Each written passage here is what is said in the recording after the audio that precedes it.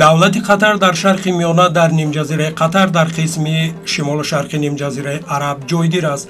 қатар дар ҷануб бо арабистони саудӣ ҳамсарҳад буда, дигар тарафҳояш онро обҳои халиҷи форс иҳота карданд. он марзи баҳрӣ бо ҷазираҳои баҳрайн дар шимолу ғарб ва сарҳади баҳрӣ бо аморати муттаҳидаи араб дар ҷанубу шарқӣ дорад. масоҳаташ 11586 километри мураббаъ буда, теъдоди аҳолиаш 2,640,000 нафар мебошад. пойтахташ шаҳри давҳа аст. забони давлатиаш арабист ва забони англисӣ ҳам зиёд истифода мешавад. асъори миллии ин кишвар риёли қатарӣ аст.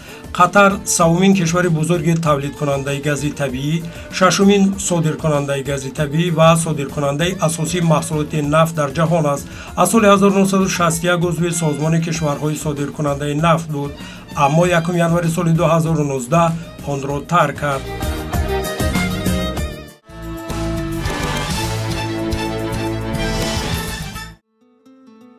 ҷумҳурии тоҷикистон ҳангоми роҳандозии сиёсати хориҷии худ рушду тавсия бахшидани ҳамкориро бо кишварҳои ҷаҳони араб ба ҳайси яке аз самтҳои муҳим ва афзалиятнок муайян кард.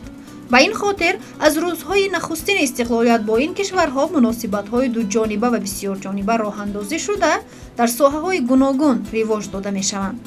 тоҷикистон дар самти ҳамкориҳои дуҷониба бо ҳамёрони худ аз кишварҳои арабӣ аз усулҳои эътирофшудаи байналмилалӣ кор гирифта, аҳамияти асосиро ба рушду таҳкими муносибатҳои дӯстона ва мутақобилан судманд дар равобити сиёсӣ ва соҳаҳои тиҷоратию иқтисодӣ, илмию фановарӣ ва фарҳангӣ, инчунин ҳимояи манфиатҳои миллию давлатӣ равона кардааст.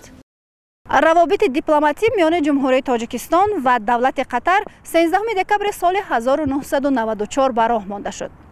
аммо соли 2012 бо кушода шудани сафорати давлати қатар дар шаҳри душанбе ва сафорати ҷумҳурии тоҷикистон дар шаҳри давҳа, муносибатҳо ва додугирифти ду кишвар вориди марҳалаи амалӣ гардид.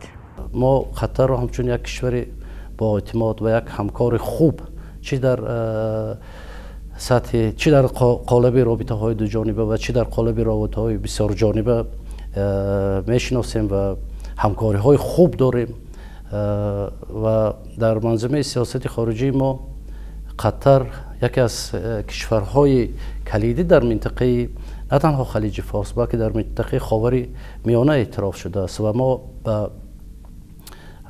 ҳамаи самтҳое ки ҷавобгӯи манофеи мутақобилии мо аст, чӣ дар соҳаи сиёсат, чӣ дар самтҳои иқтисоду тиҷорат, чӣ дар самтҳои сиёсӣ, чӣ дар самти робитаҳои фарҳангию башарӣ ҳамкорӣ мекунем. шукран лилмуқобала. тоҷикистон як кишвари муҳим дар осиёи миёна ҳаст ва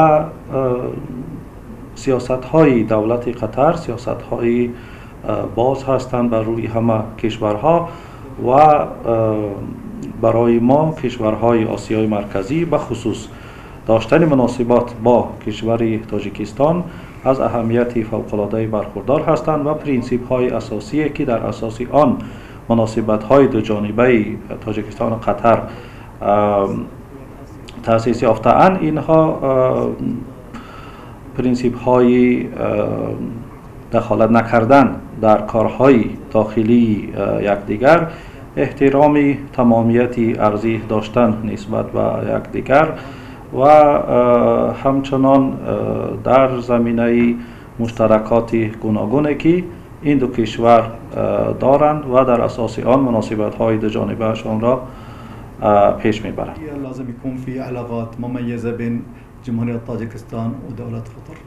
дар таърихи муносибатҳои дуҷониба сафари расмии президенти ҷумҳурии тоҷикистон эмомалӣ раҳмон ба давлати қатар 6-7 майи соли 2007 саҳифаи нав кушод ва ба рушди босуръати минбаъда замина гузошт.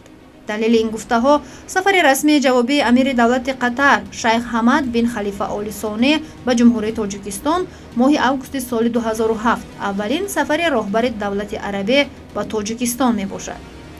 баргузори сафари расмии асосгузори сулҳу ваҳдати миллӣ пешвои миллат президенти ҷумҳурии тоҷикистон муҳтарам эмомалӣ раҳмон ба давлати қатар 5-7 феврали соли 2017 бо давлати амири давлати қатар шайх тамим ибни ҳамад оли сонӣ ва музокироти сатҳи олӣ дар давҳа дар ҷиҳати тавсеяи муносибатҳои гуногунҷанбаи ду кишвар تکان جدی بخشید و سمت‌های دورنمودار همکاری‌ها را در عرصه‌های سیاسی و امنیتی، تجارت و اقتصاد، سرمایه‌گذاری، بانکداری و فرهنگی و بشری معین نمود. با دستور راهبران عالی دو کشور بین وزارت‌های کارهای خارجی، ابزار مشورت‌های سیاسی در سطح‌های وزیران، معاونان وزیر و راهبران ریاست‌ها تعیین شده است. سفر کاری امیر دولت قطر شیخ تمیم ابن حمد آل ثانی به دوشنبه روزهای 14 و 15 ایون سال 2019 جهت اشتراک در سمیت پنجم مشورت همکاری و تدبیرهای باوری در آسیا و مذاکرات رسمی او با پرزیدنت جمهوری تاجیکستان مهمترین رویداد در روند تحکیم و توسعه رابطه‌های دوجانبه سیاسی ارزیابی می‌شود. کارشناسان این ملاقات و گفتگوی سودمند را به منفعت هر دو جانب معنی داد کرده اظهار داشتند که این سفر زمینه‌ساز رشد اقتصاد، سرمایه‌گذاری، تجارت و دیگر سمت‌های همگرایی میباشد. برقرارشوی مناسبت‌های دیپلماتی میان جمهوری تاجیکستان و دولت قطر بر اساس اصول باوری، برابری و همکاری‌های متقابلا سودمند برقرار شدند و امروز باید قید نمود که در برقرارشوی مناسبت‌های دیپلماتی و رشد من بعده همکاری‌ها با این کشور سفرهای منتظم سطح عالی و بلند سهمی ارزنده دارند.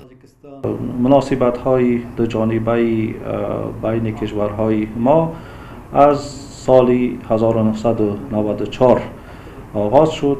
این سال آغاز مناسبات بین دو کشور و بعد از این در سال 2007 وقتی که سفرهای رسمی بین راهبریت عالی دو کشور پدید آمد، این آغاز تقویت مناسبت‌های دو جانبه بین دو کشور بود و همچنان سفری رئیس جمهوری تاجیکستان در سال 2017 به دولت قطر و همچنان سفری امیر دولت قطر در سال 2019 به جمهوری تاجیکستان و ما سفری نوبتی امیر دولت قطر را در پیش رو داریم و امیدواریم که این سفر افقهای نوی همکاری بین دو کشور را باز خواهد کرد. العمل المشترك بين دولة قطر وجمهورية طاجيكستان.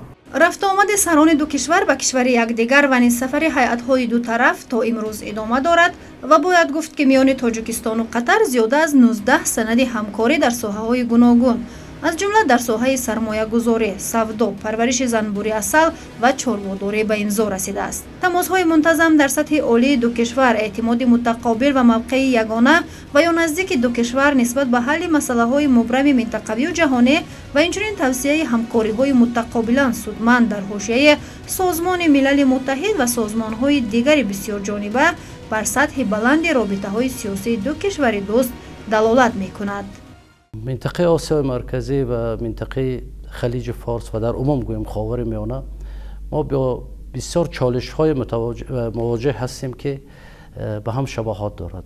مثلا یکی از این چالش‌ها تروریسم بین المللی، افراطگرایی. آسیای مرکزی نیز امروزها با چنین یک چالش بسیار جدی مواجه است که این یعنی گروه‌های هراس‌افکن، تروریست، افراطگر، اکستریمیست که هدف آنها ویران کردن همه گونه پیشرفت‌های گویم ما است، نه تنها ما بلکه دیگر کشورهای آسیای مرکزی است.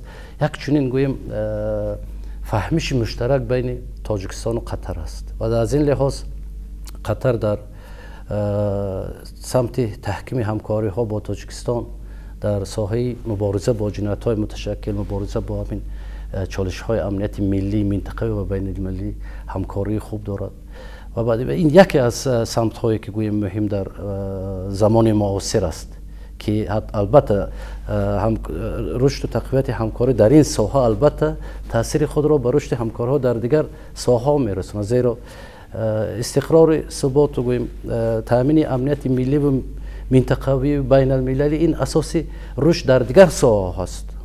از این خاطر سمت دیگری مهمه که ما با قطر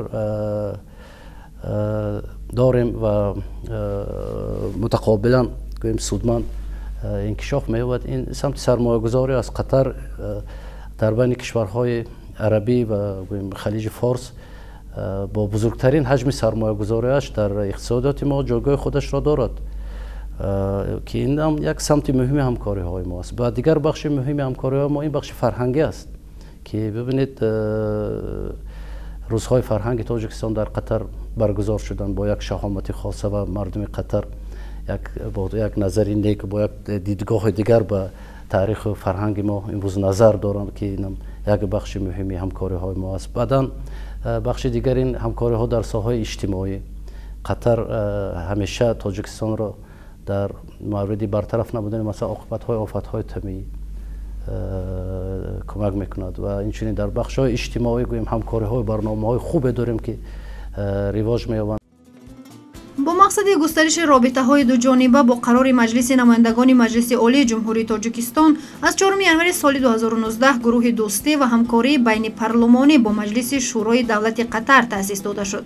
زمینه حقوقی مناسبت‌های تاجیکستان و دولت قطر را سازشنامه‌های گوناگون همکاری‌های بین حکومتی و بین اداروی تشکیل می‌دهند. توسعه همکاری‌های سیاسی، اقتصادی و تجارتی و فرهنگی و بشری میان تاجیکستان و قطر در تقویت همکاری‌های بین منطقوی و تامین ثبات و امنیت پایدار منطقوی و جهانی نقش سازنده و مؤثر دارد. سمت اولیه ما همکاری‌های اقتصادی، فرهنگی در ساحه علم، معارف، عموما در همه و در این سیاست سمت افضلیتناک رابطه ها را ما در سمت تجارت و همکاری های اقتصادی می‌بینیم.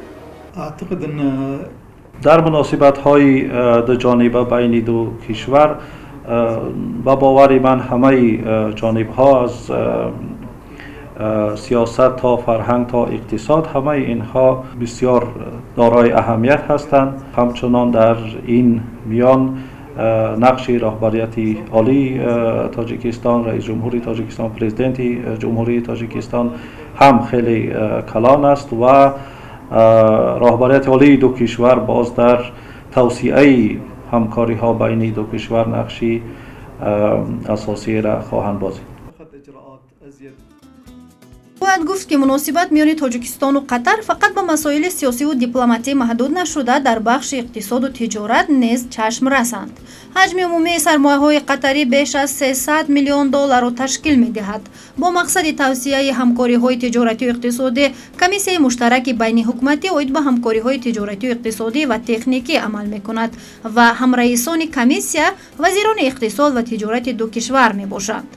اکتبر سال 2012 اولین نشست آن در دوشنبه و بعدا سال 2016 در شهر دوحه و سال 2018 در دوشنبه صورت گرفت. در پروتکل جلسه ضرورت تقویت همکاری‌های اقتصادی، تجارتی و تکنیکی و سرمایه‌گذاری بین دو دولت و اینچنین تقویت همکاری‌ها در عرصه‌های مالیه و بانکداری، طب، علم و معارف، فرهنگ، ورزش، جوانان و سیاحت تاکید شده است. حالا مناسبت‌های سیاسی و اقتصادی تاجیکستان و قطر رو به پیشروی دارند.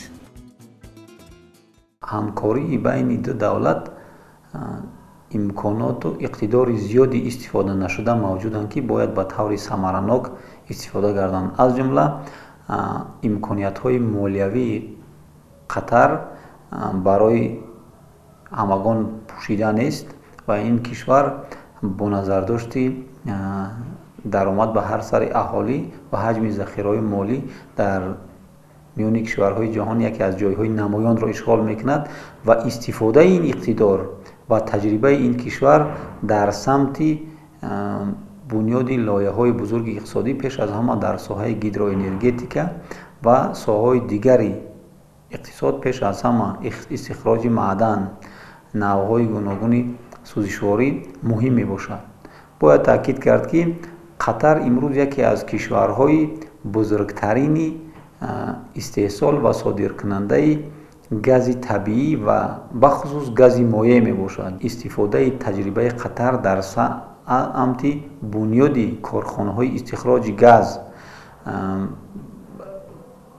ташкили корхонаҳои гази моеъ ва бадин васила ба як тавозуни муайян даровардани талаботи мардум ва нарх дар ин самт ва коҳиши вобастагии кишвар аз воридоти хориҷӣ мақоми хоса дорад. мо метавонем ки дар ин самт аз таҷрибаи Қатар, аз имкониятҳои зиёди молиявии он истифода барем. дар соҳаҳои кишоварзӣ, сайёҳӣ, занбурпарварӣ, боғдорӣ ва гидроэнергетика, саноҳати кӯҳӣ, металлургия ва дигар соҳаҳое ҳастанд ки метавонанд дар ояндаи наздик барои ҳамкориҳои мутақобилан судманд хизмат намоянд.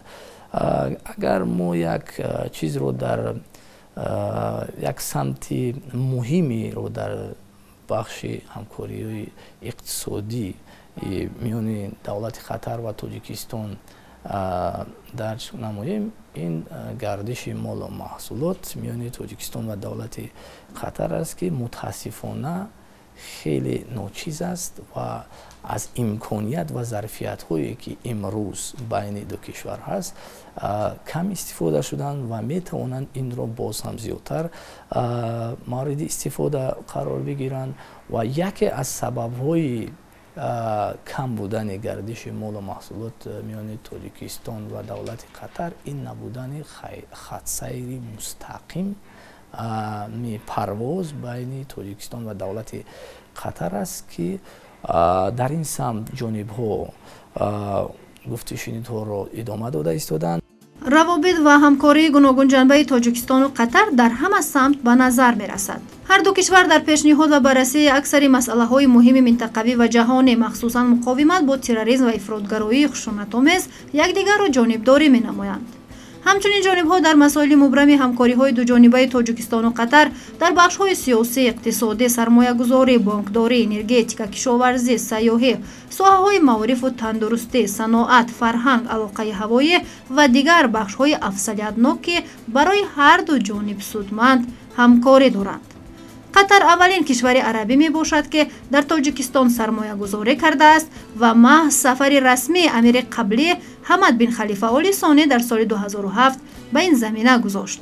самараи он дар татбиқи лоиҳаи диёри Душанбе ва калонтарин масҷиди ҷоме дар Осиёи марказӣ зоҳир мегардад. давлати Қатар аз аввалин кишварҳое шуд ки ба иқтисоди Тоҷикистон бо сармояи бузург ворид шуд ва ин дар сохтмони лоиҳаи диёри Душанбе ки аз ҷониби ширкати диёри Қатар амалӣ мегардад ва сармояҳои бузург дар он ҷо масалан тахсис шуданд ва марҳилаи аввали он ба поён расид ва рӯзҳои наздик мо шоҳиди сохтмони марҳилаи дуюми ин лоиҳаи бузург меравем ки аз 4 марҳала иборат аст ва ҳамаи ин албатта бо сармоягузориҳои бештараш бо сармоягузории ҷониби Қатарӣ мешавад ва саҳми Тоҷикистон, саҳми сармоягузорону саҳми ширкатҳову доираҳои соҳибкори мо низ дар татбиқи ин лоиҳа назаррас аст ва ман фикр мекунам ки дар марҳилаҳои дуюму, сеюму, чоруми ин лоиҳа як мо намунаи як ҳамкории хуби сармоягузорони тоҷику Қатарро мебинем ки метавонад асос барои татбиқи дигар лоиҳаҳои бузургтар гузорад ва ин яке гӯем аз самтҳои тарҳҳои гӯем ҳамкориҳои мост ва чанд тарҳҳои дигаре ҳастанд ки мо умед дорем дар рӯзҳои наздик дар робита ба татбиқи онҳо мувофиқа ҳосил хоҳанд шуд. ин тарҳҳо албатта дар бахши муҳими иқтисодиёти мо ҳастанд, чун бахши логистика ки барои мо хеле муҳим аст, чун мо кишвари маҳсур дар хушкӣ ҳастем. сохтмони марказҳои логистикӣ бисёр нақши муҳим доранд барои мо. инчунин ҳамчунин тарҳҳое пешниҳод шуданд дар мавриди сохтмони баъзе марказҳое ки барои ҳам аҳамияти тиббӣ доранд, ҳам аҳамияти иҷтимоӣ доранд. чунин марказҳоро низ мо тарҳҳоро ба нақша гирифтаем. ҳамчунин тарҳи сохтмони чандин гӯем объектҳои муҳими иқтисодию иҷтимоиро низ ба ҷониби Қатарӣ матраҳ намудаем. که امیدواریم ما برای تطبیق آنها موفق خواهیم شد. توجیکستان سیاست درهای باز را در پیش گرفته است که این زمینه را برای گسترش روابط با تمام کشورها فراهم می‌سازد. کارشناسان منطقه‌ای این بخش سیاست تاجیکستان را یکی از بخش‌های موفق در منطقه می‌خوانند و تاجیکستان نه تنها در منطقه بلکه در جهان شریکان با اعتماد خود را پیدا کرده است. دولت قطر یکی از این گونه کشورها برای تاجیکستان است. هر دو کشور در منطقه منفعت‌های مشترک دارند که آنها را وادار به همکاری نزدیکتر و مؤثرتر می‌سازد. قطر در سیاست خارجی جمهوری تاجیکستان با نظرداشتی مقام آن در جهان اسلام وابسته به امکانیت‌های اقتصادی و سرمایه‌گذاری آن مقام خاص دارد.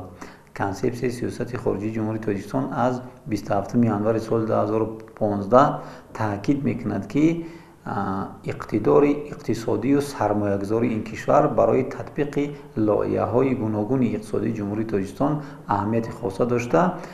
این کشور در نظام سیاست خارجی ما مقام مخصوص دارد. در سیاست خارجی قطر مثلا تاجیکستان همچون یکی از کشورهای کلیدی در منطقه محسوب می‌یابد و ابتکارهای سازنده تاجیکستان در همه سطح‌ها، چه در سطح منطقوی و چه در سطح جهانی، از جانب حکومت و رهبریت دولت قطر مورد پشتیبانی قرار می‌گیرد و از همه مهمتر موقع دو کشور ما در رابطه به حل مشکل‌های مبرم زمان معاصر از جمله مبارزه بر ضد تروریسم بین المللی، افراطگرایی، جنایت‌های متشکل، ما دیدگاه یکسان داریم.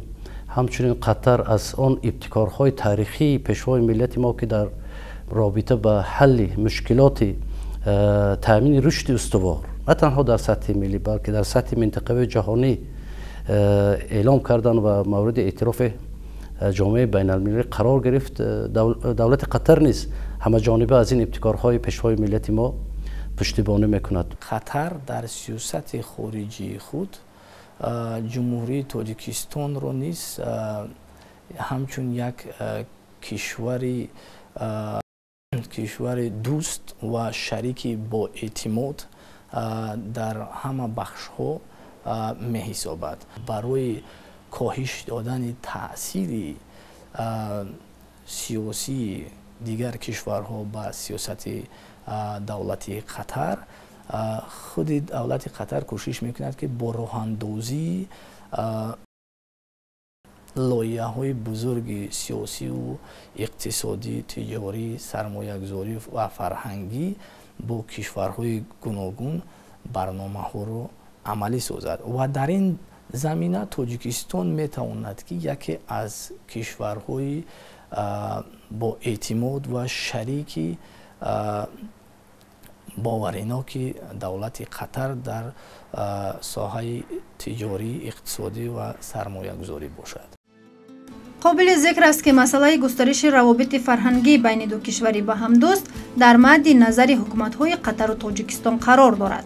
7 اکتبر سال 2018 در شهر دوحه به مناسبت سال رشد سیاحی و هنرهای مردمی چهاربینی ادانه برگزار شد. در راستای اجرای دستور رهبریت عالی کشور اید به تقویت همکاری‌ها با دولت قطر در ساحه فرهنگ و معرفی فرهنگ و تمدن مردم تاجیک در عرصه بین المللی، در زمینه تطبیق هدف‌های سال رشد سیاحی و هنرهای مردمی، سفر هیئت رسمی و ایجادی جمهوری تاجیکستان از 22 تا 27 نوامبر سال 2018 به دوحه و نخستین روزهای فرهنگ تاجیکستان در قطر برگزار شدند. دولت قطر برای جمهوری تاجیکستان از نگاه هم سیاسی و هم دیپلماتی فرهنگی یک کشور بسیار هم نوا و نزدیک، دوستی نزدیک محسوب می‌گردد و زمینه معیاری حقوقی جمهوری تاجیکستان رو با دولت قطر این سازشنامه بین حکومت جمهوری تاجیکستان و حکومت دولت قطر در ساحه فرهنگ از سال 2017 که در شهر دوحه قطر به امضا رسیدگی بود تشکیل می‌دهد. امروز جمهوری تاجیکستان در پرتو این سازشنامه‌ای که در ساحه فرهنگ بین جمهوری تاجیکستان و دولت قطر موجود است، توانست یک گروهی باشکوه از نمایندگان گوناگون ساحه فرهنگ را جهت اشتراک و معرفی صنعت ملی تاجیک سال 2018 дар ростои ана ҳамон сиёсати дарҳои бози пешвои муаззами миллат сафарбар намояд ва бевосита дар доираи рӯзҳои фарҳангии ҷумҳурии тоҷикистон дар давлати қатар ки дар соли 2018 сурат гирифт, ҳунармандони бонуфузи ҷумҳурии тоҷикистон иштирок намуданд ва санъати миллии тоҷикро дар кишвари қатар муаррифӣ намуданд дар баробари ин китобҳои пешвои муаззами миллат аз ҷумла таърихи тоҷикони бобоҷон ғафуров низ ба китобхонаи давлатии қатар низ тақдим гардид ки боз ҳам барои роҳ мондани муносибатҳо ва густариши робитаҳои дуҷониба мусоидат мекунад ва ҳамзамон қайд кардан мумкин аст ки бевосита ана ҳамин муносибатҳои фарҳангӣ аст ки имрӯз ҷумҳурии тоҷикистон намояндагони соҳаи мухталифи нашру китоб ва ҳамзамон дигар соҳаҳои театриро ба ҷумҳурии қатар сафарбар менамояд. агарчи масъулони бахшҳои гуногуни тоҷикистону қатар талош доранд ки ҳамкориро дар ҳама соҳаҳо густариш диҳанд, аммо ба андешаи коршиносон ҳарду кишвар дорои имкониятҳои аз ин ҳам бештаре ҳастанд ки бояд дар оянда шиносоӣ ва истифода шаванд. зеро рушди муносибат миёни душанбе ва давҳа на танҳо ба нафъи ин ду кишвар, балки ба нафъи иқтисоди минтақа аст. коршиносон бар ин боваранд ки равобити дуҷониба миёни кишварҳо танҳо дар он сурат пойдор мемонад ки агар ҳар ду ҷониб дар ин равобит манфиати худро бинанд ва ба манфиати якдигар эҳтиром бигзоранд. ҳамкорӣ миёни душанбе ва давҳа дорои ҳамин гуна хусусият аст. في كثير من المجالات زمینه‌های همکاری خیلی زیاد هستند که باید موردی استفاده قرار بگیرند و باور من مناسبت‌های دو کشور در زمینه‌های مثل مهاجرت کاری بین تاجیکستان و قطر و همچنان در زمینه انرژتیکا و همچنان در زمینه کندنی‌های فایده‌ناک بر علاوه اینها به نظر من ضرورتی رشدی سیاحی و دیگر زمینه‌ها بین دو کشور وجود دارند که اگر استفاده شوند بسیار خوب خواهد. في التجارة في مجالات كثيرة جدا. امروزها توجه قطری‌ها به منطقه ما گوییم به تاجیکستان و عموما منطقه آسیای مرکزی افزایش یافته است. برای آنها این یک منطقه نو است. آنها میخواهند که بنابراین که ما مشترکات زیادی فرهنگی داریم، تاریخی داریم.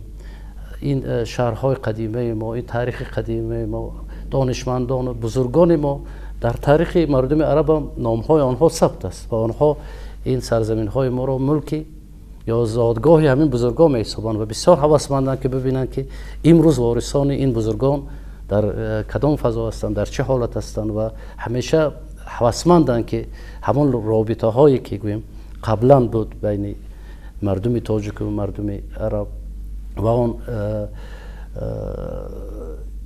جذابیتی که هم طبیعت و هم فرهنگ ما داشت برای مردم عرب با آن دوباره آشنا شوند و سمت دیگری که البته آنها متوجه هستند این تجارت است و تاجیکستان بنابر واقعا نوع عالی صفت عالی محصولات کشاورزی ما، چه میوه‌جات، چه سبزیجات، چه آبها، البته مورد توجه دایره صاحبکاری قطر است. بازار قطر احتیاج به این محصولات دارد. مردم قطر بسیار ذوق بلند دارند و همیشه از محصولاتی که گوییم طبیعی است مثل محصولات کشاورزی ما، میوه‌جات ما، آبهای گوییم بسیار با لذت و شفابخش ما توجه دارند و فکر میکنم این فرصت را نیز ما باید استفاده بریم. برای این ما باید مرکزهای لوجستیکی برقرار کنیم، راه هوایی را بکشیم که هر چه زودتر محصولات تر و تازه ما وارد بازار قطر شود و بعدا تاجیکستان یک کشوری غنی از گویم غنی و قدرتمند در ساحه انرژتیک سبز است و ساحه گیدرو انرژتیک میتواند یکی از ساحه‌های مهمی همکاری های ما باشد و قطر امروزها در سیاست خود رشد انرژی تجدید شونده و انرژی سبز را در سیاست گویم در استراتژی ملی خود قبول کرده است و کوشش میکند که هر کشوری که در این ساحه سهمگذار و پیشگام است مثل تاجیکستان همراه گویم همون کشورها سهم خود را گذارد و دولت قطر همچنین بسیار مثلا متوجه است به مسئله استفاده بردن از همین موقع جغرافی تاجیکستان برای رشد همکاری‌های تجارتی با دیگر کشورهای آسیای جنوبی، کشورهای آسیای مرکزی. برای من فکر میکنم فرصت‌ها زیادن و باوری دارم که بر اساس تلاش‌های مشترک، بر اساس کوشش‌ها و پیگیری‌های مشترک این فرصت‌ها را نیز در آینده نزدیک ما عملی خواهیم کرد. در مجموع وضع کنونی مناسبت‌های تاجیکستان و قطر روند منتظم وسعت‌یابی را دارد. در آن جریان پیشبرد همکاری‌های تاجیکستان و قطر، کوشش‌های طرفین جهت باز هم نزدیکتر نمودن همکاری‌های گوناگون جنبه موافق امکانیت و نیازهای هر دو دولت بر علام مشاهده می‌شود. جمهوری تاجیکستان بر اساس سیاست درهای باز روابط خود را با همه کشورهای دوست و خیرخواه از جمله با دولت قطر به راه مانده است. تاجیکستان و قطر منفعت‌ها و دیدگاه‌های مشترک در مسئله‌های منطقوی و جهانی دارند که این زمینه را برای رشد مناسبت‌ها مخصوصاً در بخش اقتصاد و تجارت نیز هموار می‌سازد.